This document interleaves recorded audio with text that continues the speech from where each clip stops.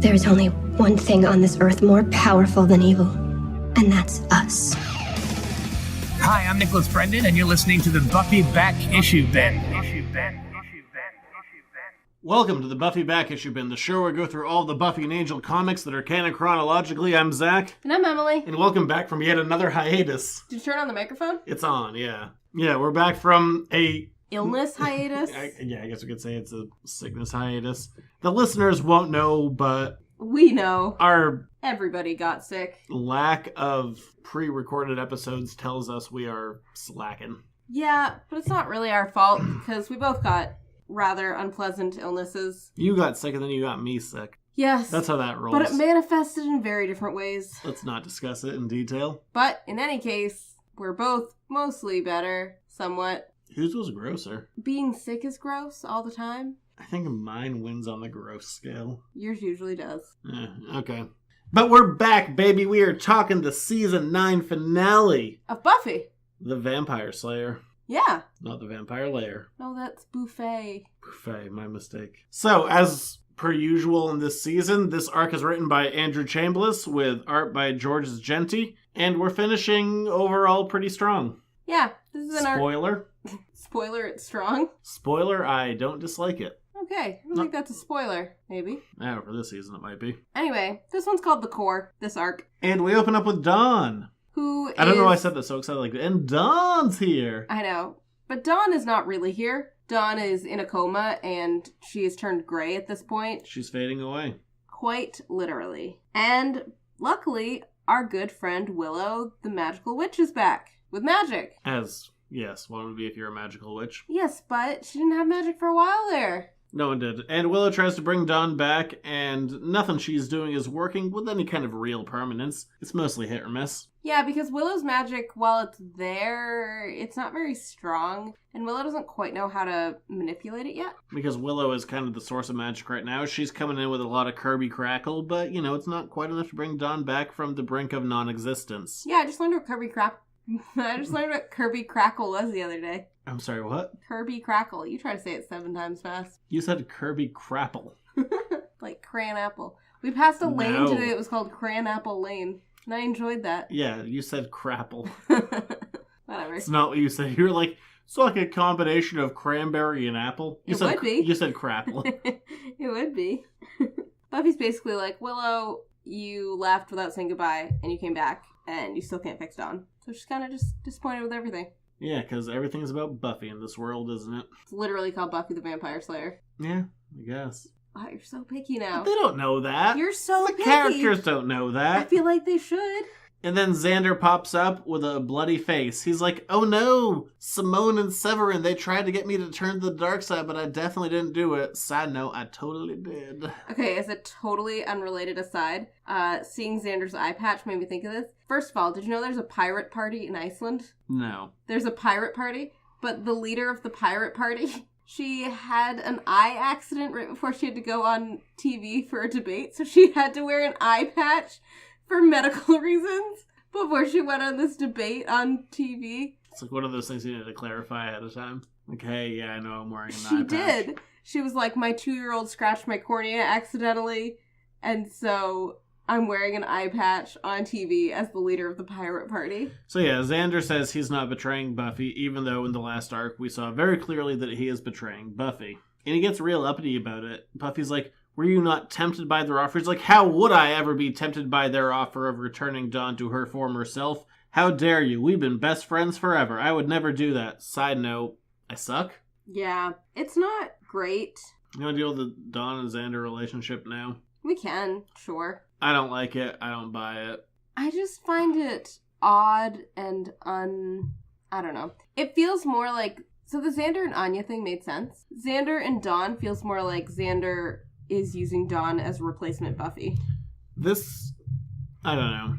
The comics for a couple of seasons have tried and failed to create new characters with any kind of staying power. And Xander and Dawn feel like because they're there.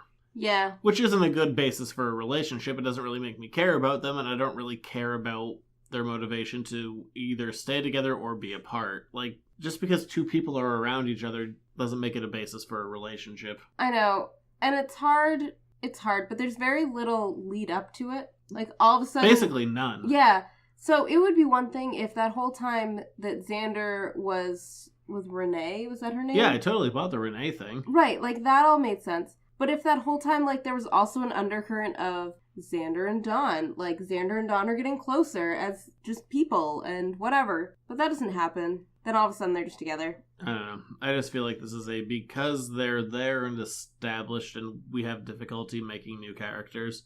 And all of a sudden they're living together, too. That's also a big step. Not that much time has passed. I mean, yeah, because, towards the end of season 8, so they've been living together for about a year now. Towards the end of season 8, now we're at the end of season 9. But I feel like they have not, I don't feel like they dated for that long before they started living together. It happens. Anyway, yeah. Anywho, I don't buy it, I don't care for it. It's not even the age difference, I just don't see any chemistry in anything other than all of a sudden Dawn and Xander are dating. Yeah. There aren't even that many scenes with Dawn and Xander interacting, like, as one-on-one people. In the majority of this season, it felt like their interactions were like Xander, getting towards the edge of domestic violence. Yeah, strained at best. Punching random things in rage is not strained. That's dangerous. Yeah. It is, yeah. I don't know. I don't particularly love this, but there you have it.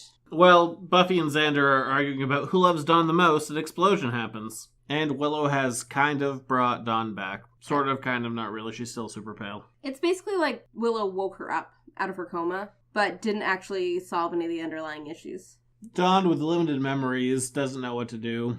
Xander and Buffy both try and reassure her that everything will be fine, but they can't quite do it. Yeah, and what we find out, too, is that Dawn has started to forget people. So before it was everybody was forgetting Dawn, and now Dawn is also forgetting other people. Like, she doesn't remember Willow. She doesn't really remember Xander, which makes sense, because they haven't really been a thing for that long. And Willow, back with some magic, mentions that a new seed needs to be born into the world, and the only place that they can potentially do this is in the Deeper Well. So we saw the Deeper Well in the television show when Angel and Spike went there. Yeah, in 515. Yes, there you go. And nothing really good came out of it. Yeah, they both walked down the same hallway about 17 times. The camera angle kept on changing, even though it was only about 5 feet of set. Seriously, go rewatch it. You'll watch Angel duck under the same thing about 17 times. And no, really, it's bad. Like, if you have an eye for this is the same set, just every time we change an angle, we keep on walking back down the same 5 feet. It's an awkward scene. It's rough. Trust me, go back. But if you don't remember, the Deeper Well is where we keep all of the demons. All of the old ones, all the original demons, no mixing of human blood. These are the baddest of the bad. And they live in a big hole called the Deeper Well, in coffins. Yeah, a hole that goes all the way through the world. The episode might have been called A Hole in the World. But they're not dead. That's important to know. They're just sarcophagied. Yeah, and they are watched by some other, like, sentry demons who are not bad. It used to be Drogon. Angel snapped his neck, drank his blood, so it's not Drogon anymore. No. Every time you say that, it just reminds me of Drogo. You know what really bugs me about that episode? Finally, I have a platform to talk about this. No. 13 years later. Mm-hmm. It should have been the Gruselug. Who did what? Who was the... Who was the keeper of the well? It shouldn't have been Drogon. Drogon was a character who was created on the spot. 100% should have been the Gruselug. Yeah, he would have been a great choice. Because they were like, I think... I usually watch commentaries on things once. I believe the commentary said, like, we needed to come up with a character that Angel would trust implicitly. So we came up with a character whose, like, whole bit is he cannot lie. Yeah. Do the Gruselug! Right, that would have worked better. The Gruselug would have been 1,000,000 times better than Drogon. On the other hand, if it was the Gruselug, then we went and got him in After the Fall, which he was fantastic in. Right, so, like, I wouldn't want the Gruselug to die. I just want him... It just would make more sense for him to... It would have made a lot more sense for Angel to implicitly trust the Gruselug over just guy we made up on the spot. Yeah, who says I can't lie. Yeah. Well, oh well. Drogon should have been Gru. Well, if you can turn back the clock 13 years, then you can change that. If I could turn back time. Mm-hmm. I know that song. I'm so glad you picked up on that. Anywho, wow, 13 years later. Got that off my... Well, I'm really glad that you finally had somebody to tell this to. Other than me, because I've already heard this, dear listener. Have I said that to you before? Did I say it when we were watching it? Yeah. Probably. So... It should have been Gru. I'm really glad that somebody other than me gets to hear these thoughts now. I'm not wrong. Did I ever say you were wrong? Not that Drogon's a bad character, but... I never said you were wrong. Just guy who shows up and Angel's like, oh yeah, I know him. He can't lie. I never said you were wrong. I'm glad that you were getting to express this to other people, because all I can do is just go, yeah, you're right. Should have been Gru. Anyway. And considering how good of friends he was with, like, Andy Hallett and didn't seem to have a bad relationship with things overall, I imagine he would have come back. Anyway, back to Willow telling us about the deeper well. Look, she's telling us information we already know. But basically she's saying, we got to go there, guys. That's where the magic is, and we need to fill me up with enough magic so that I can try and reverse whatever's happening to Dawn. And birth a seed. And also, hey, did you know the last old one to be trapped in there was this demon named Malachor, who created the first vampire? It feels like this is information that should have been shared sometime before, but hey, it's new now. So, anyway, now that we know that. I'm not wrong, again. Also, Buffy says nothing good happens whenever we go underground. Good point, Buffy. Sometimes she dies. Yeah, nothing really does happen that's good. Sometimes Spike dies. I'm trying to think of other times I went underground. Sometimes she's at a Christmas tree farm and the first threatens Angel with suicide. We passed like 3 Christmas tree farms today. We did. I'm sorry, still thinking of underground scenes. Sometimes a demon that Anya vengeance is a thing that looks like Bugs Bunny. That was in season 7. I think I'm out. Yeah. I came up with quite a few examples. You really did. Well done. I also agree with Buffy, nothing good ever happens, but also nothing ever good ever happens to you, period, so hey. Right. Above or below ground. Sometimes Buffy is a corpse below ground and she has to crawl out of her own grave. Got another one! In this competition against yourself, you are winning. Still got it. Anyway, so Xander's like, Severin really wants your vampire book because then he can just figure out what's happening in the deeper well himself. And they're like, what a good point. Let's read the vampire book to figure out the deeper well. And Xander's like, if you attack one entrance, probably the other one might be left empty. Everybody's like, yeah, you're probably right. So we should go to the one of the Cotswolds. Maybe Angel and Faith will see this on some kind of a map and say, like, hey, there's a bunch of demonic activity happening over there. But we're not going to deal with that because we're in London. Because we already dealt with that. And we're in London. But they're like, okay, bye, Dawn. We're going to leave Dawn with Andrew and the Enterprise D that he has hanging above her. Mm-hmm. You don't know what I'm talking. Look, that's the Enterprise D. Well, I got distracted by the Ghostbusters poster. Yeah, there's a few properties that Dark Horse doesn't own in Andrew's room, but they certainly like to display the ones that they do with more prominence. Mm-hmm. So... Ghostbusters, Hellboy, things of that nature. Oh, yeah. So they're off to the deeper well, and Xander whispers to Dawn, I got this. Not the way that people think I got this, but I already did a thing. And so Kennedy, with her private jet, nicely brings them over there. Handy. And... when everyone leaves, everyone meaning Buffy, Willow, Xander, Dawn's still at Andrew's place, is left with Billy, who we don't care about, and Anahid, who is, a secret slayer. Well, we know about her now. They hear a... thunk. They hear footsteps on top of the ceiling. Not being Santa Claus, Spike goes in through the window, because Spike is back. And it's great that Andrew's there because he can actually identify Spike, because the other two would have no idea who it was. Also, how can Spike go in to this residence? Andrew probably invited him in. Andrew loves Spike. That's true. And maybe more than a friend way. I don't know why you made a face at that. Because that's never been... because poor Andrew has never expressed such designs upon Spike. Are you kidding? Once he met Spike over on Angel, he was like patting him down by the pectorals. He's like, you're back like Gandalf the White. And he's just started hugging him and just like serious bromancy. He's happy to see him. Or when they went off to that church and they talked about the blooming onions. Yeah, but I thought that they were just becoming friends. Andrew definitely has a bit of a crush on Spike. Maybe. But Spike comes in, and this is really, for me, the highlight of the arc, just because I prefer character moments over kind of the bigger stuff they're going to be dealing with. Do you like a slow-burning character piece? A little bit, yeah. Like a really terrible TV show that I had to watch one time? Talk about Breaking Bad? Yes.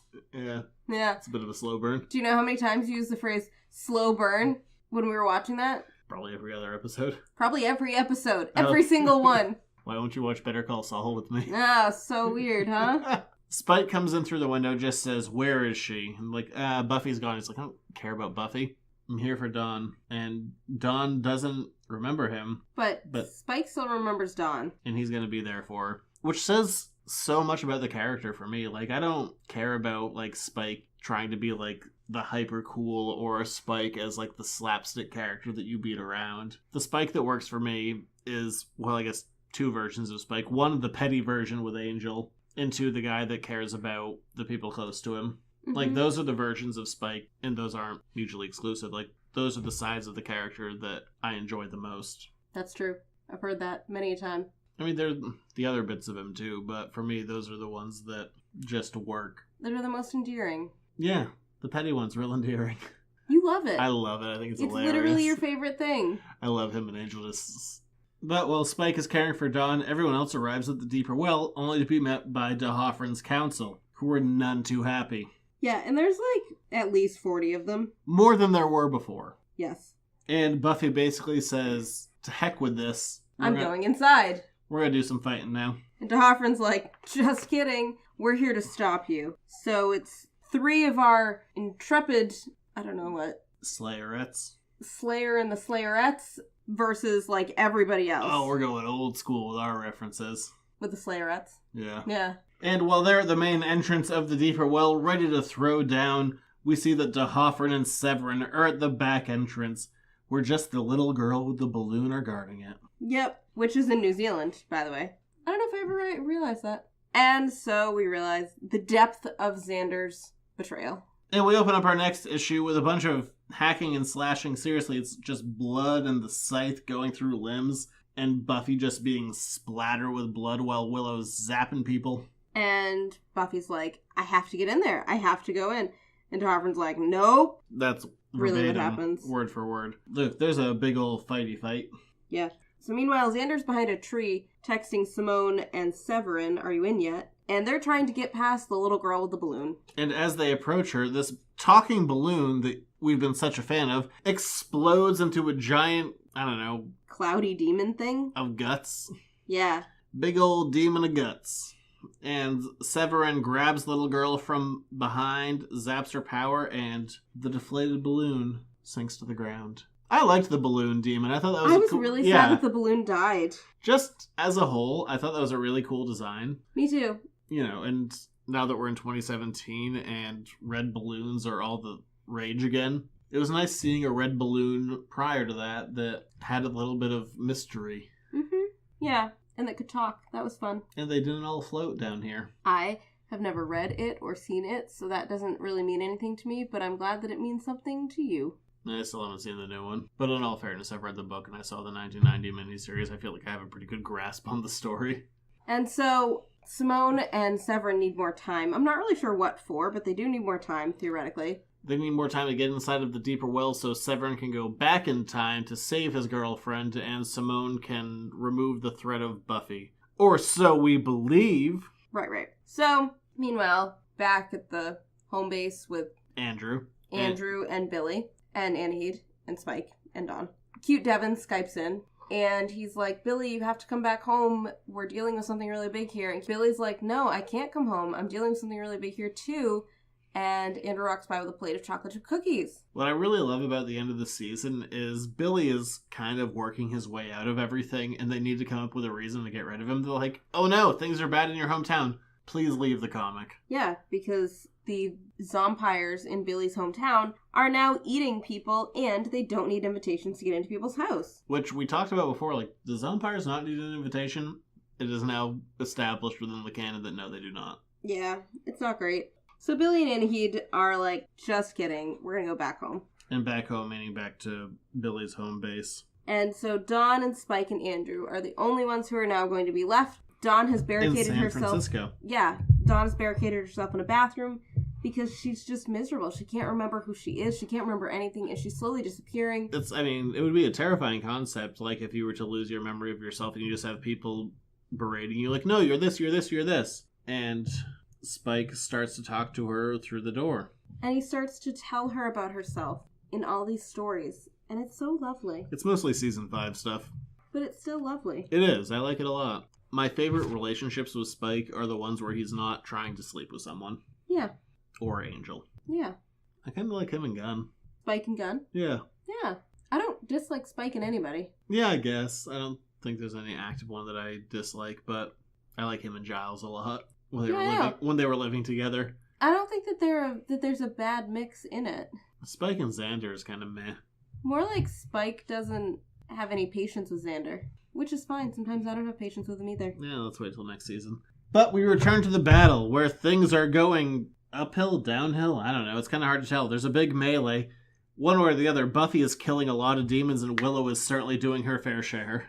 And Xander is still texting behind a tree. He's a basic bitch. Yeah, and then he gets attacked, but luckily he has an axe. All three of them are fighting. And Buffy is attacked by one of the gargoyles that attacked Faith in the second arc of Season 8 that we talked about. The one written by Brian K. Vaughan. Like, these look real similar. Yeah. So while Buffy's being pinned by this gargoyle, all of a sudden it's decapitated. By a magical glowy disc thingy. It's a pizza cutter. Owned by our very own Co. Mamma mia, it's a Co. And Illyria's with him still. Yeah, looking like Fred. She's not blue. Dabba-dee dabba-die. Right, because Severin zapped all the blue out of her. And turned himself blue. Really nothing? Oh yeah, that was a song too. Thanks. Well. And Co's like, hey, yeah, we gotta stop Severin and Simone, so let's get on down inside that deeper well. He's like, no matter what I do, my family will not be returned to me. So I'm just going to start to fight for you, Buffy. Oh yeah, because you kind of skipped over the fact that he finally said his backstory. Oh yeah. Totally skimmed over that. Yeah. Yeah, Co's like, oh hey, by the way, my family was killed. I'll never know why. It might have been done by a millennia-old demon. I don't know any of those. There might be one to my right as we speak, but I don't know who did it. So anyway, I'm just going to keep on fighting for the now. Have I not really implied who it is? Well, you told me a long time ago. Look, it's real obvious. There's only one option. Okay, so anyway, back to Dawn and Spike. And Spike's been telling her stories, and it's lovely. He's like, you remember that time you snuck out of your house and went to the magic box and discovered you were the key? And I was there, and then I left a bunch of cigarette butts inside of an urn, and Buffy beat me up. Because she beat me up a lot in Season 5. And Dawn opens up the door, because she feels safe being around Spike, and it's really, really sweet. And then Spike has the great idea to go and get a recorder so he can record all these stories for Dawn. Because he's beginning to forget himself. Despite his connection with her, Spike's memories are slowly slipping away. Because her name is Umad. Who? That's what Dawn said her name was in 608 Tabula Rasa when she was reading her Dawn name upside down. Yeah. Andrew was just eating cookies. Andrew likes a cookie. Yep. And so... I'm so glad that you got around to the Umad thing. Like, what are you talking about? I remember now. It was a good episode for Season 6, despite that season being generally awful. I have not watched these shows as many times as you have. Few people have. I'm sure a couple have. Oh, I'm sure they have too, but few. So with the Hoffrans' army kind of beaten back, Buffy, Willow, Illyria, Co, and Xander are all ready to go inside of the deeper world to save Dawn. When Xander gets real uppity, he's like, I already saved her. And Buffy confronts him. She's like, what are you talking about? He's like, I betrayed you a bunch. Which, I'm not really sure how he's expecting them to take it, but they don't take it well. Well, I mean, he's expecting time travel, so this conversation could potentially never have happened. Yes, true. But this is, again, I don't buy Xander's betrayal because, and they even bring it up in this arc, Buffy before sacrificed herself to save Dawn and threatened to kill anyone who was going to harm Dawn. And she would have done it. Like, I totally buy that in the Season 5 finale. Like, if anyone tried to touch Dawn, if Giles tried to do it, if Spike tried to do it, anyone tried to do it, Buffy was going to kill him. Right, and so... It didn't matter who it was. Buffy's priority was Dawn. And Xander even brought that up. Yeah, like, you did it before, so, yeah. It's weird. It's really weird. And then he's like... But his reaction is that, at least, even if they don't agree with him, they still will be like, oh, I get why you did it. Obviously they don't, because why would you? Xander for this arc, and also next season as a whole, are not endearing stories for Xander. No. And it's to a point, like, I don't really know why. I don't know why he's getting the kind of short end of the stick here. It feels continuous, I guess. Yeah, I think... I don't dislike the character of Xander. Like, he's never, like, the guy that I go to. I'm like, I really like that guy, but I don't dislike him. So he just feels like in the books he kind of gets shortchanged for being the guy who's not flashy. Yeah, I think that part of it is that Willow went through a huge transformation, and Buffy also went through a pretty big life change in her world. Yeah, she went from being one girl in all the world to two girls in all the world to a general to everyone hates me. Right, and so Xander, for the most part, has been pretty... The guy who sees solidly everything. Stationary. That sounds worse than I mean it to be, but yeah, that's fine. His world has not been nearly as rocked as everybody else's worlds, and so I guess they're like... I mean, his town got blown up, and then he was kind of a watcher, and then he dated a teenager. Yeah, but anyway, moving on. So Buffy gets pissed at Xander. She's like, yeah, no, what they told you is not the truth, and they're just going to betray you, and now we have to go save the world again. Dun dun dun! So we continue with the core. Severin and Simone are working their way down through the deeper well, all the way to the middle of it, I guess, because you can't go to the bottom because it goes through the other end of the world. Right, but there's like conveniently a really large brick thing in the middle of it. A platform, if you will. Yeah. Severin, using Illyria's powers, is like, I think this might be my time travel spot. Yes. And meanwhile, everybody else is trying to figure out what's going on with Severin and Simone now that they know that they are in there. And DeHoffrin's like, yeah, we really do have to stop the Siphon before he rips the universe apart. Because Buffy is talking to DeHoffrin again after killing most of his army. Yep. Never really established why. I guess that was an off-panel discussion. Also, I would really... Boy, I can't wait till we talk about Simone and Severin's plan, because it makes no sense. Not really at all. Yeah, we'll get there, because I don't want to spoil it yet, but we're not far off. But Buffy basically says to DeHoffrin, hey, they're in the middle of this, and they're going to destroy the world, so we got to get down there, and DeHoffrin's like, crap. Okay, fine. Go down there, and Buffy's like, yep, wasn't really waiting for permission, really waiting to not be punched in the face. See ya! Yeah, and so Buffy and Willow head down to the platform from their end. In the middle of the deeper well. And while all of this is happening, we see that inside of Andrew's apartment, Dawn is doing a Back to the Future, and she is disappearing in front of them. Yeah, but she's not a photograph. Scarily enough, all of the recorded memories that Spike tried to save have disappeared as well. And Buffy and Willow both mention that they can't actually remember Dawn's name. Which gives them more purpose to jump further down the well. Which, you know, for all the Dawn haters, this might be the best thing ever. There are a lot of Dawn detractors. I bet. I really don't like Connor. Yeah, there's a lot of Connor detractors too. You're one of them. Yeah, I really don't like him. I think there's a general hate for Dawn more than there is for Connor. I don't really love Dawn, but I dislike Connor much more. I like Connor. He's whiny. I guess Dawn is too. So while Willow and Buffy are going into the deeper well, Xander is being guarded by a green fat Buddha. And Xander returns this guarding by punching him in the face. And he gets a call from Spike at that exact moment. Which is good, because then... Also, did you notice what Xander is on Spike's phone? Wanker. Yes, that's his name on Spike's phone, which is kind of funny. How does Spike know who he's calling? Is he calling Angel? Is he calling Xander? Everyone's Wanker to him. That's true. Maybe they have numbers as well. Like 1, 2, 3, 4. Yeah, could be. Yeah. But anyway, so we find out that Xander as well can't remember Dawn's name. But Spike passes the phone over to Dawn so that they can talk. And so Dawn can try and hang on to the world.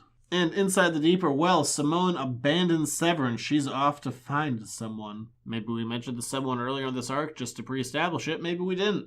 I don't know. Well, it really wasn't us. It was really... Andrew Chambliss. And so Buffy and Willow are climbing into these holes in the deeper well. They're trying to find Simone and Severin. And then all of a sudden... Willow's chest burst open with a giant red glowy orb. Something in oval shape, some kind of egg. One might even call it seed-like. Weird. And it's glowing. And Willow's like, I think there might be enough magic down here for everyone to bring magic back to the world totally. Versus just me doing my thing. Hey, I'm Willow. I got some magic. And while Willow decides that she can be the source of the new seed in the world, bring all of the magic back, Simone is off doing her own thing, where she is trying to bring back Malachor, the OG vampire, the one that sired the first human. The what? Oh, you heard me. I only wish that I hadn't. The original gangster vampire himself, Malachor! Yeah, Because Simone has this grand plan. If you guys remember, Simone has been turning Slayers into Slompires. Yeah.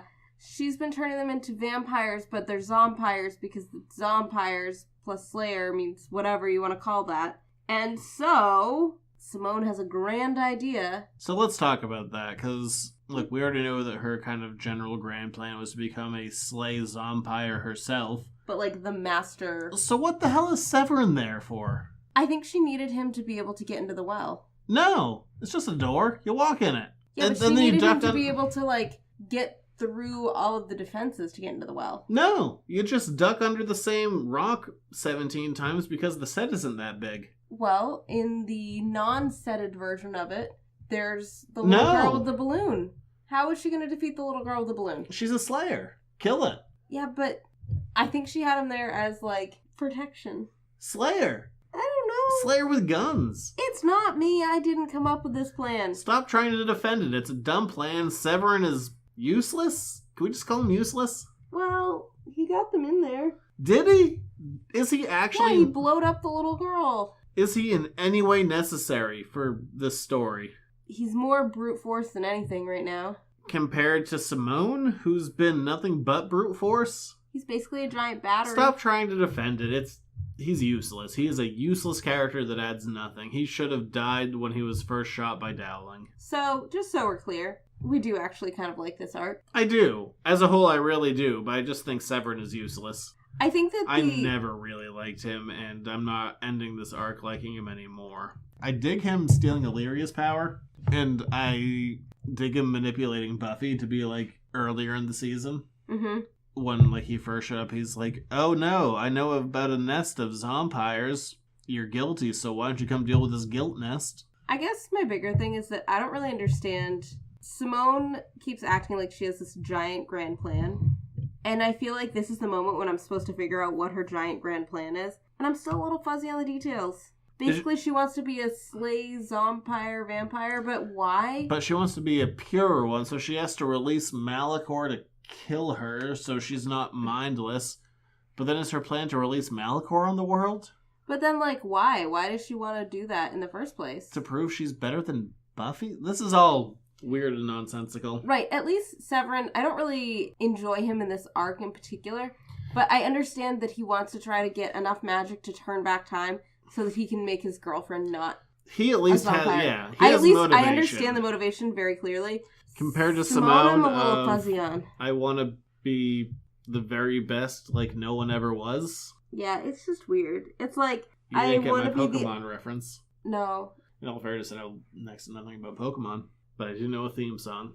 But with It's catchy.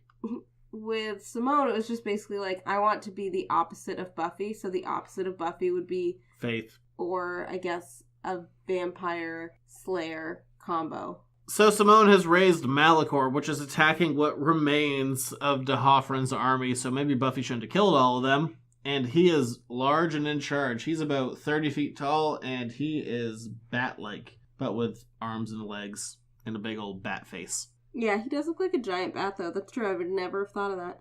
What with his bat-like features? Yeah, I guess. And Buffy comes across the corpse of Simone, who has gotten turned by Malachor. Look, we've already basically said what's going to happen. She turns into a slay zompire, and she's like, ha-ha! I'm the best! Meanwhile, Xander's face in the background is shock and horror. Like, he didn't understand that this was coming. It's like, oh no, I shouldn't have betrayed Buffy for villains. He's like, the villains betrayed me. What are the chances? And basically, Simone says to Xander, like, of course, idiot. Like, what did you think I was going to do? Exactly what I told you. And she punches him so hard, he goes upside down and lands on his head. Yeah.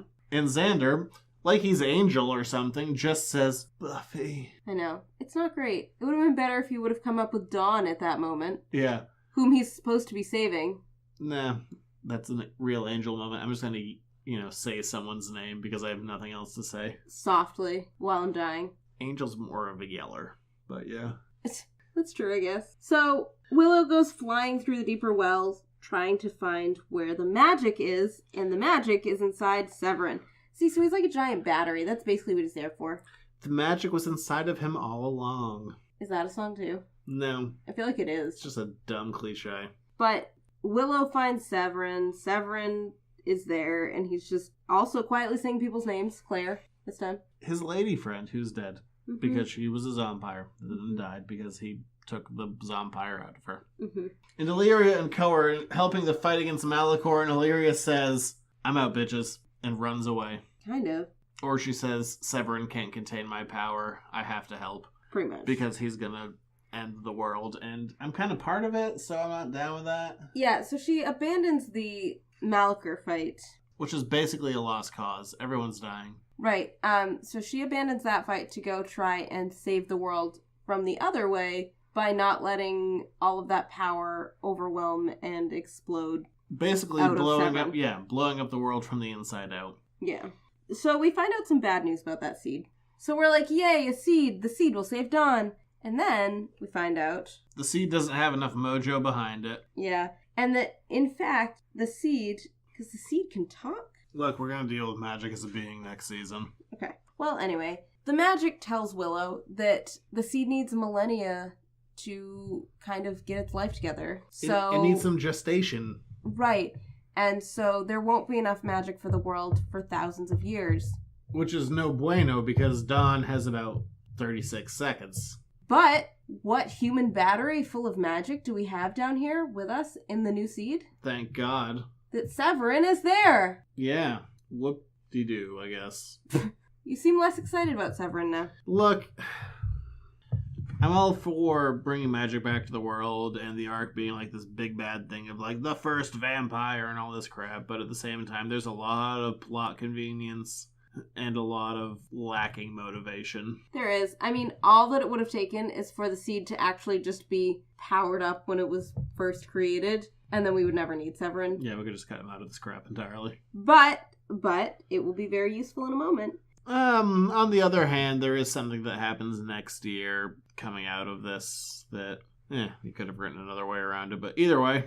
Anyway, it happened. Severin is down. He is ready to explode. He can't contain Illyria's power, and all of a sudden he sees his lady Claire. Except it's Illyria. I was gonna build up to it more, but yeah, it's just Illyria. He's like, Claire? She's like, nah, bitch, it's Illyria. She doesn't actually say that. It'd be funny if Illyria said that.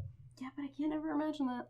Illyria's like, you need to contain this or it's gonna kill us all. And he's like, I can't. And then Willow's like, my best idea yet. I'm going to try to channel your power through the seed and thus jumpstart the seed. Yeah, they all just kind of show everybody. up in the same spot. It's kind of weird. Willow's like, here I am. I have a thing that you might be able to channel all of this unbridled energy into. Also, can we talk about the fact that this platform is supposed to be exactly in the middle of the well, right? I'm assuming. And they've come at it from different directions, but still, we're talking about going all the way through the world. Halfway down, yeah. And it's like, I don't know, 3 seconds to get there? Yeah. Anyway, while all of the convenient magic stuff is happening in the middle, Buffy and Simone are fighting inside the deeper well, destroying sarcophagi after sarcophagi. What's the plural of sarcophagus? No, you're right, sarcophagi, I think. And demons aren't exploding out of them for whatever reason, even though they've been contained within there for, at least 5 years or a millennia. Yeah, and it just is a big long fight that takes place over like 3 different sections, so we're at the point that was your most emotional point of this particular arc. Can we all guess that it's a character moment? I did get emotional about this bit. You want to do it? Yeah, sure. So, Illyria is trying to talk Sev down because he's, like, ready to explode. He's ready to snap, crackle, and pop. And he's like, I have to go back. I have to save Claire. And Illyria's like, you can't do that. It's not going to work. And he's like, it has to work. I have to save her. And Illyria's like, look, you're not the first person to want to go back to save the person whom he loves. But I had a friend. This friend tried to do something similar. Oh. He became obsessed with trying to return his love to the world, and he wasn't able to do it. And he was finally only at peace when he let her go, and he couldn't live without her. And we're talking about Wes. Your absolute favorite. Yeah, this is the last time we get reference of Wes. Severin asks how he was able to go on, and Illyria just says, he didn't. He died.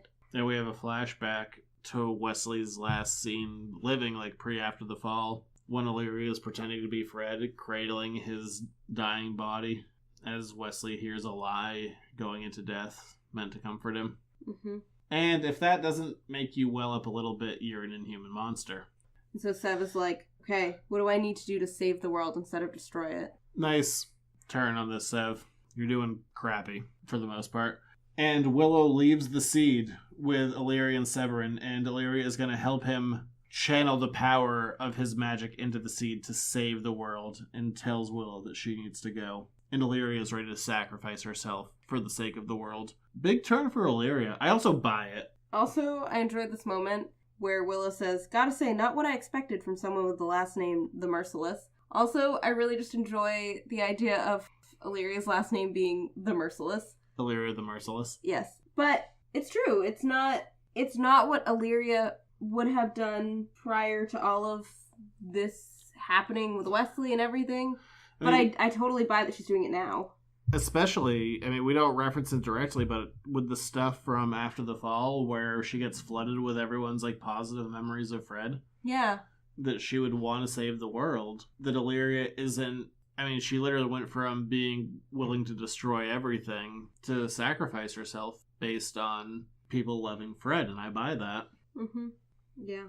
Meanwhile, Malachor is still a thing, because why the hell not? It's a finale. So Willow climbs back up to where Xander is, picks him up along the way. Ko is like, I'll occupy the beast. Meanwhile, Simone comes back and has stabbed Buffy through the shoulder and is carrying her around like that. She staked her, really. Yeah, she did. But it's through the shoulder. Yeah, because we can't actually kill Buffy right now. It's not a shot through the heart. Simone's to blame. Does she give Love a bad name? I don't know, but I would say Malachor does, Illyria. Severin gives Love a bad name. There we go. Found the guy who gives Love a bad name. Possibly also Xander. Not Xander? I was like, Xander gives Love a bad fault. name. Everything is Xander's fault. And we see the nearly deceased corpse of Buffy. I guess that doesn't quite work as a sentence. The nearly... deceased body? Yeah, I guess. Going... And Simone just goes, who's next? So, not a great start. And Illyria's just trying to get Sev to hold it in a little bit longer so that these guys have a chance to escape. You really glossed over a page that may or may not be up in my store for display. This one? Yeah. This one's up there too? Yes. Oh, would you look at that? I got the other one. I've had a couple now. Yeah, I think this might be the last one. Yeah, I think so too. Yeah, that's in the store. Of Illyria trying to contain the seed's power along with helping Severin. It's also going to be the thumbnail for this episode. At least one of the panels. Ooh, cool. If you go on YouTube. So, Simone throws Buffy's body back to her friends. She probably just should have killed her. Yeah. She really had her at a disadvantage. What with the giant puncture wound from back to front. Mm-hmm. And so they basically explain to Buffy real quick what the situation is. It's not great. Things are about to blow. Magic may or not be happening. We're all gonna die. Malachor's loose. Also, Simone just stabbed you through the shoulder, and Buffy's like, great, cool. Grabs a sword and is ready to go. Yeah, somehow Buffy got her speech back and is now standing again. So Malachor picks her up, and Buffy is half the size of his face. He is a big old dude. Mm-hmm. Does this Malachor stuff really seem necessary, or is it really just there because it's a finale? A finale. Man, I liked this arc more before I started talking about it. Sometimes that happens. I like this arc, but it falls into the trap of we need to stretch this out so that it makes a finale. Yeah, this falls very much under the heading of writing for a trade. Yeah, if we were just writing this for its story alone, it probably could have been done in 3 issues instead of 4. Well, this is... Yeah, we might have been able to even do it in 2. Because a lot of unnecessary complications happen. Like, the seed needing to be jump-started, Sev blowing up, Malachor being in general. There. Yeah, just the Buffy and Simone fight taking, literally 6 pages. So... Buffy's about to be eaten by Malachor, and Ko, who decides to be useful, dives forward and messes him up, knocking Malachor deeper into the deeper well, the sub-deep well. Mm-hmm. But, conveniently, they grab somebody's staff, the wizard's staff, on their way down. There's a wizard that was part of DeHoffrin's group, and Willow brings everyone up right as the seed is about to explode with power. And Malachor is turned to dust, Illyria is turned to dust, Severin is turned to dust, and everyone else escapes, and Illyria is dead. Yeah. Which is kind of a big deal. But as this magical bubble of people not being dead goes through the deeper well, Simone grabs Buffy and drags her back down. Meanwhile, the deeper well is starting to collapse in on itself, which makes sense. There's been a very traumatic explosion. And so Simone and Buffy are fighting over the scythe. Things are not good. Yeah. Simone grabs Buffy, drags her down, and just goes, if I'm gonna die down here, so are you. Buffy goes, no, I let you steal my slayers. I let you twist what we were about. I let you terrorize too many people. But now you've turned yourself into everything I'm not, and I'm going to stop you. Good luck. The scythe is mine. No, it's mine. And I'm sorry I ever used it to make you a slayer. And Buffy stakes Simone as she turns to dust. And then the whole tree in the Cotswolds explodes. Yeah, the one that was the doorway to the deeper well. It's left with a smoldering crater, and Willow, DeHoffer, and Co. and Xander are all flung from it. Xander's like, phew, we all made it. And Willow's like, no, we didn't. Buffy's still down there. And we see a scythe emerge from the crater. They go, Simone, which is a totally useless bait and switch because we just saw Simone die. Right. So, cool. Instead, it's Buffy! Because we already knew that. And Magic's back. Oh yeah, Magic's back in the world. Illyria and Severin have done a thing, and they're like, I can't believe that Illyria sacrificed herself, and Ko's like, you know anything about old ones? We'll see if she's dead or not. And Spike's like, I know Illyria! Where was she all this time? We haven't hung out in a while, ever since we fought off all those vampires outside the Twinkle premiere. Oh yeah, I forgot that's what it was called, wasn't it? I like how you're cringing, but it was meant to be a joke. I know. Anyway. Does Twilight just hurt you? It hurts me. Yeah. So, Willow, with her newfound magic, goes about making a spell to make Dawn corporeal again, because Dawn has disappeared totally. Side note, we kind of skipped over that. Dawn's gone. 100%. Well, gone to be fair, forever. we didn't really know that either until we saw that scene. I don't think we'd really mentioned it. And we don't know what to do, except we go back to some Season 5 logic of Buffy and Dawn are the same, even though they never actually explained that in Season 5 until the finale, that the monks made Dawn out of Buffy's blood. Seriously, that doesn't work in the 100th episode. Whatever. It doesn't at all. That was never actually established. They established that they had a connection, there was Summer's blood and blah blah blah. But it wasn't until actually the episode where it mattered that they said that, whatever. Getting sidetracked from a thing from 17 years ago. Because we're going to just use the same logic here again. We just need Buffy's blood. Yeah, and because the monks made Dawn out of Buffy's blood, thanks for not bringing that up until it was relevant, or until you were written yourself into a corner. A little bitter, huh? It didn't make sense then. It only makes sense now because of a crappy excuse 17 years ago. Well, whatever. And Buffy's blood is used to bring Dawn back to life. Except that we're not really sure if it worked or not. Dawn's not there, and we're kind of freaking out. And all of a sudden, from the back, Dawn goes, too late for what? Oh yeah, Dawn's alive again. Yay, everyone's happy. And Xander goes to embrace her, and she gives him a gentle kiss on the cheek. And he walks away, mortified. Buffy follows him, and he just says, she knows. She knows that I betrayed you all. And Buffy's like, I think it's you. Dawn's gonna understand. It's all gonna be fine. We've also all turned evil a bunch of times, and you really haven't done it, so if this is your first go-round, you don't even get to have a punch card yet. Yeah, and Buffy's basically like, okay, let's look at the consequences of what has happened. Dawn's still alive. The world is still together. We actually brought magic back to the world through this whole endeavor. Simone's dead. She's been a bit of a pain in the ass for the last couple of years. Severin's dead, so we're kind of fine. Everybody's gonna forgive you in the end. It's okay. We can fast forward to that part. Or will it be? But he has to forgive himself first. He's also back to wearing his weird Watcher sweater. The one with the patches. Yeah. His shoulder patches and his elbow patches. It's an odd moment. But I do really like this moment where Dawn comes up to find him.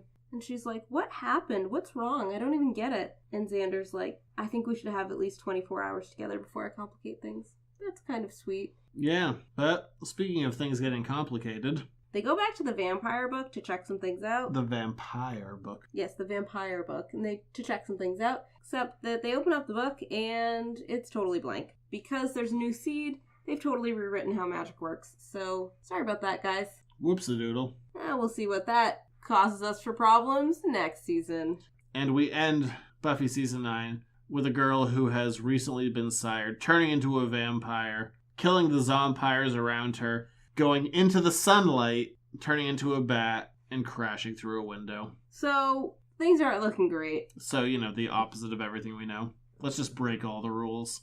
And leave us on that cliffhanger. Except, there's one shot after. To get rid of Billy. Okay. I mean, to wrap things up. So, for all of our rather rocky relationship with Billy, I actually don't really mind this one that much. I mind it because it's there just to get rid of him. It's there to correct a mistake. It's kind of like the Spike miniseries, where the Spike miniseries was there to get rid of the bug ship. This one shot is here to get rid of Billy. But I do like that it gave Billy a nice little ending. Okay, so Billy and Anahid fly back to home. I can't remember where home is, but somewhere else. Somewhere underneath the tarmac. Yeah, and... So you can watch planes. They're all freaking out because there are these zompires that now are eating people and don't need to be invited into homes. They can just come in and eat all the people. But I would have thought that when Billy, the untrained teenager, went into the library to kill like 20 of them, that he got every one of them just fine. Weird. He didn't. Isn't he the best ever? But Billy's grandmother Sky shows up with Cute Devin. Full name. Yes, full name. And Billy is so excited to see Cute Devin, and that's kind of sweet. And Cute Devin's really excited to see Billy too. That's also really sweet. Because there's a bunch of zompires and Cute Devin likes to watch boys die. No, that's Oh not yeah, right. I'm not dropping that. He likes to watch boys die. I don't even know what that is. We did that when he was first introduced, and it was just, he just kept putting him in deadly situations where I was convinced they just wanted to watch Billy die. No, Cute Devin loves Billy. He wants to watch boys die. And Billy loves Cute Devin, and it's sweet. And he wants to watch boys die. Okay, anyway, moving along. So our new little band of Mary Slayer-ish people. They don't get Slayerites. They get Slayer. Slayer-ish. They get Slayer Niets. Oh my gosh, that was terrible. That was awful. I tried. That was terrible. Thanks. Well, you know, I like to praise the good ones. So, it turns out that the zompires have been taking over street by street in this town, and Cute Devin's house is up on the street that the zompires are next going to attack. Thank God they're so coordinated. I know. But Cute Devin's dad refuses to evacuate like everybody else, and so Cute Devin is really worried about his dad, basically. In all fairness, I would have the same stance. I know. Leave your home. No. I know. I did think about that while I was reading this. I was like, that's difficult. I paid for this. I'm staying. Meanwhile, the boys are like trying to get stakes and get their lives together so that they can get Cute Devin's dad out of here when the zompires break through the ceiling, which is not good. Look, Billy kills it, and then, as one does, he breaks up with Cute Devin. Yeah, it turns out that he and Buffy had a conversation a while ago about whether or not a Slayer and a Watcher could ever actually have a thing going on, and... She's like, look, me and Giles never could, because that would have been a lot weird. Yeah, and Buffy's like, basically, if you're a Slayer, you have to make some really tough choices, and that doesn't always go so well with romantic relationships, because you can't choose the one person over the world. Sometimes you have to send them to hell, sometimes they go to Central America, sometimes they burn up in a fiery pyre, sometimes they come back and you birth a new universe. Yeah. Sometimes they're there to help you with a robot abortion. So, Buffy has some complicated relationships. Sometimes they're Parker, the most normal and best of all of them. She's really just trying to save Billy here from making some really difficult decisions. So she... Look, realistically, after all this, I think Parker kind of wins. I don't think he does. Terrible in the moment, most normal of the bunch. Weird. So normal is terrible now? Compared to everything else? Anyway. Yeah, so Cute Devin is officially dumped by Billy because Billy wants to have hand in this breakup. You haven't seen that Seinfeld episode? Yeah, I don't know what that means. It's a Costanza thing. Oh. But Billy's done this whole thing. He's broken up with Cute Devin while not wearing a shirt. Because he has so many abs as a teenager. He does. So, in the middle of this, Cute Devin's dad interrupts, and he's like, what's happening? Who is this guy in here? Why is this happening? Hold up, he dumped you? Yeah. He's like, is this your boyfriend? And Cute Devin's like, no, he's a Slayer. He's not. And Cute Devin's dad is like, he dumped you? No. And then I also like how Cute Devin Devin's dad has a shotgun and he's shooting zompires. He's like, he dumped you, and then he turns to Billy, shotgun in hand. I know. Like, threatening. Actually, we're together. Yeah. Forever. Yeah. Or we're not. Billy's it like, really depends on what you want here, sir. Billy's like, it's mutual. Promise. Whatever it is, it's mutual. And Cute Devin's like, it is not mutual. Poor Cute Devin. At this point, I'm kind of feeling like for Billy, because there's a guy with a gun, like... I feel bad for poor Cute Devin, because he got Billy to come back, and then he's like, Billy! And then Billy's like, I'm done with you. And Cute Devin's like, you can't make something mutual by calling it mutual. I'm really with Cute Devin on this one. So you're on Billy's side and I'm on Cute Devin's side? I'm certainly not on the dad's side. I'm not the guy with a gun being like, broke up with my boy. Not on that guy's side. Whatever side, I guess actually I'm on his side, because if there's a man who's like, you broke up with my boy, I'd be like, no, yes, maybe. What do you want here?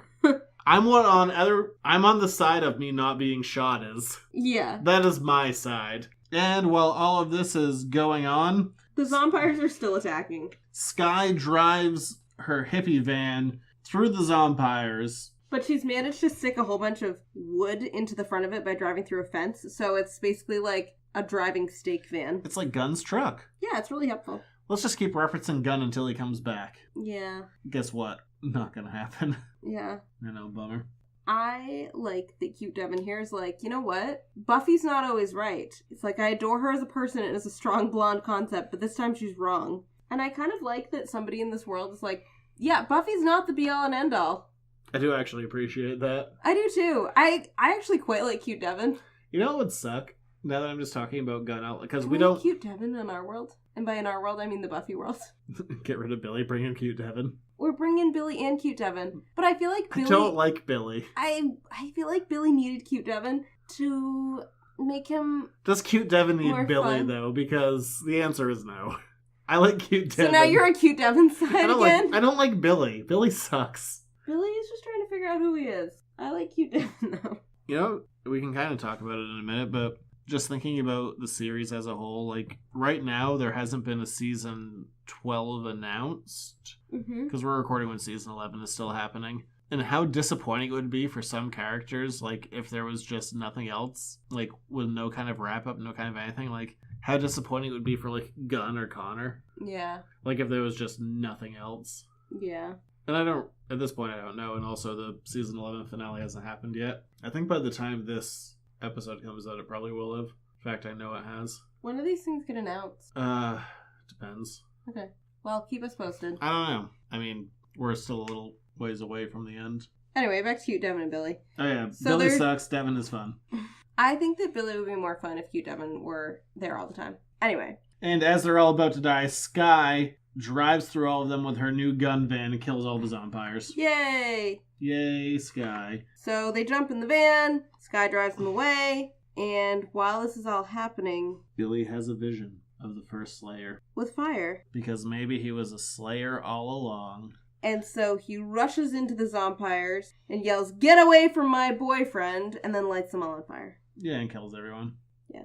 And then Billy and Cute Devin are back together. Which is cute. I like them together. I don't. Because you want better for Cute Devin. I really do, because Billy sucks. I want Cute Devin to get his wish and watch a boy die. No. And then find someone better. That's not what Cute Devin wants. I think it is. And they're going to stay there to defend the town against vampires, and they're all together again, including Anahid, who's there because who the hell knows. Yeah, because I guess they need a Slayer to actually show them what's going on. And so ends season 9 as a whole. Angel's done, and now Buffy is also done. Thoughts? Criticisms? I overall liked this arc. I think that it had some moments that were a little confusing, but overall I liked the general gist of it. Motivationally unsound? More like, I felt like I missed a panel or two in there somewhere, but since you're saying this too, I generally just blame myself thinking that I missed the panel, but since you're saying these things, it makes me feel less like I missed it. Because I've read it a couple times here or there. So, I don't know. I like the whole idea of it. I like trying to save Dawn. I like the whole Dawn slowly disappearing thing. That makes perfect sense if there's no magic in the world. Well, it works with the Connor side too. Like, Connor loses his magical memories. That works. Dawn fading away because of the season 8 fallout. That works. Yeah, I wish that the Dawn thing, it was very, very, very gradual, and then all of a sudden it happened all at once that she started to disappear. But that's okay. I can forgive that as well. Because I like the concept. Art-wise, I think this is, at least on the Dark Horse side of things, I think this is our strongest stuff. I have a real soft spot for After the Fall and Franco Uru. Mm-hmm. As far as, like, when we're under one roof and we're dealing with just Buffy and now we've been dealing with Angel, I think that Buffy Season 9 is probably the strongest art we've seen. Yeah, it looked really good. And And even when I wasn't such a big fan of... the art was dynamic as hell. Like, it was breaking panels, and the layouts were very unique, and it was... I don't know what the term I want to use is. I don't want to say it's experimental, because it felt like Season 8, even though Season 8 was bigger in terms of scope, the art felt more restrained. And this felt like the art was allowed to flow a little bit more outside of your average, like, page layout. I don't know. Maybe I'm describing that poorly. No, I know what you mean. I think that makes perfect sense. But I was just thinking about the fact that we talked about at the very beginning of this season that Season 9 is very much the consequences of Season 8. Which we've never seen before. On both Buffy and Angel. And I thought that Buffy really struggled to find its footing, but Angel did really well dealing with that on the smaller scale. But Buffy found it at the end here. I think that the second to last arc, I think, is what really brought it in for me. Like, Yeah. introducing Illyria, which I thought was genius. Like, because not just having Buffy and Angel be separate entities, but having an Angel character come over and play a major role in a way we've really never seen before. Like, the most we ever got in the shows was like, here's a guest spot, here's a guest spot. But we've never really seen someone come over for any significant amount of time, unless you want to, I guess, except for Spike in an entire season. Yeah. Or Wesley and, you know what I mean. I know what you mean. But yeah, so I really like, for the few things that we were less excited about in this last arc, I thought that this is where Buffy really found its footing, these last two arcs, dealing with the whole Dawn thing and how to bring her back and the consequences of not having magic on a very, not small scale, but on a very personal scale for Buffy. It's hard for me to kind of walk around this, because clearly these are stories that I love, but with stories, especially ones that have been literally going since 97, you're going to have ups and downs, and I think this is one of the singular worst seasons as a whole, storytelling wise. And doing this show, like, the whole point of the show is to, like, elevate, like, isn't it amazing, like, Buffy continued on in comics and it's all great and all that crap, but at the same time, this is one of the worst seasons as a whole, at least in my opinion. I mean, I'm not really a fan of season 6, I'm not really a fan of season 1, and I'm not really a fan of season 9 storytelling wise. I always feel bad because I don't want to include the art in that, because I love the art this season. Yeah, I have a little more patience with it than you do storytelling wise, but I think that it's hard, especially having Angel going on at the same time, because the Angel stuff really found a good spot for it to live in, and for this season to find its own place, but definitely be grounded in the consequences of season 8. And I think that Buffy really struggled to find that similar niche. And since they were going on at the same time, it's really hard not to compare them. I know we brought that up in the beginning. Like, is it to its detriment or its benefit that it, like, doesn't really escape the shadow of season 8? And I think that it's a benefit for Angel and somewhat of a detriment to Buffy. Yeah, which doesn't really give a definite answer, but... well, it shows two different sides of the same coin, I think. Yeah, it shows how that can be taken both ways and how it worked really well for the Angel story, because it kind of had an overarching story, whereas Buffy, the character of Buffy, didn't know what to do with herself at the beginning, and that meant that the whole didn't know what to do with itself at the beginning. They f***ed up that abortion metaphor, didn't they? Well, I think it's not good.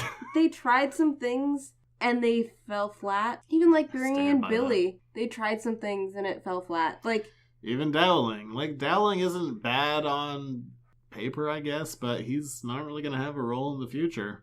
This season continues the struggles of season 8 of trying to bring in new characters and having them really go nowhere. Ko is going to have a bit of a future, but who we really had that had staying power, like the ones that I like so far, have been like Satsu, Renee. Renee is dead. Satsu's in Japan. Dowling, who's going to go away real fast, and Ko, who's going to have a bit of a role. Yeah. I think it's just hard. I don't think that they ever gave Dowling a ton of anything. I think that they could You can. That's the problem. Comics don't have the luxury that television has. Buffy isn't designed to be an ensemble book. It's not designed to be a never-ending thing. Like, you take an ensemble thing, like, let's just throw it like the X-Men. Like, you can have a ton of different X-Men titles, and you've had, 50-plus years working off the same stories, and you within 50 years, you can do that. Buffy doesn't have that luxury. It's designed to emulate a TV show. There is a season, but within that season, you don't have the time to dive into like full like A and B plots per episode. Yeah. You might be able to do an A and a B plot per season, but not... Which is kind of what Angel did, which is kind of why it worked. I don't know. And so playing devil's advocate, which also I don't agree with, but I will throw out as a possibility, does Angel benefit from having fewer characters? Side note, I want all of the characters, but from a storytelling point of view, does it work better? Angel didn't have fewer characters from a storytelling point of view. We added in Lavinia and Sophie and Alistair. But they don't carry an arc. Like, we get some backstory for, I forget which one had the World War I boyfriend. Right. But it's Angel and Faith. It's not Angel and Faith and Gunn and Connor, the Grusalug, and whoever the hell else might be around. No, I know what you're saying. And I know that you also love the ensemble with all of your heart. I want all of them there. I don't even care if they don't have an arc. I just want Gunn and Connor walking around being like, let's go stake some vampires. Well, see, that's the thing, is that Sophie and Lavinia, for their interchangeability for the most part, kind of serve that purpose of being the, not sounding board for Angel, but kind of the counterpoint to Angel, like... The Spike, or the Anya, or the Cordelia. The guy go... They played that. The voice going, everything you're doing is stupid and you're gonna fail. Right, so they played that really well, and Alistair played Giles. He played the exposition fine. But you need those pieces in there, and so there's no reason why those couldn't be filled by other Angel cast members that we haven't seen in a while. I mean, they played that with Gunn a bunch. Gunn quite often was the guy who could see the bigger picture more than the rest of them. Yeah, so... They did that more than once, mostly because I feel like they didn't know what to do with Gunn. Also, 17 years too late on that criticism, but hey. So, anyway, back to your actual question, I do not think that Angel benefited from having a smaller cast, because it didn't really. It just didn't have the original Angel cast. If you look at After the Fall, I don't think it faltered there for having a larger cast. No. Granted, different editors, writers, artists, all that stuff, but still, I think it can work. I think it can too. Clearly, because it's been proven to work, and that was an insanely large ensemble story. I think that part of the problem was that... We don't really need to see Nina again. That Angel had a really clear motivation for that season, and Buffy did not. And the whole point of season 8 is that Buffy's like, I don't know what to do with myself. And it kind of felt like the whole season was, I don't know what to do with itself either. Either way, we're going into season 10. Magic is back. And quite frankly, I am glad to be rid of this season. This felt like, as a whole, whether or not there were certain points that worked well, this was a reactionary season. And I am glad that we can kind of move on to something fresh. Yeah, get away from season 8, because, I mean, season 8 lasted... 1,000,000 years. Like 4 years. This was another 2 years. Season 10 is what? It's just a year, right? That's another 2. Okay. But still, like, we've been living in this world for 6 years. It's time to Taylor Swift it.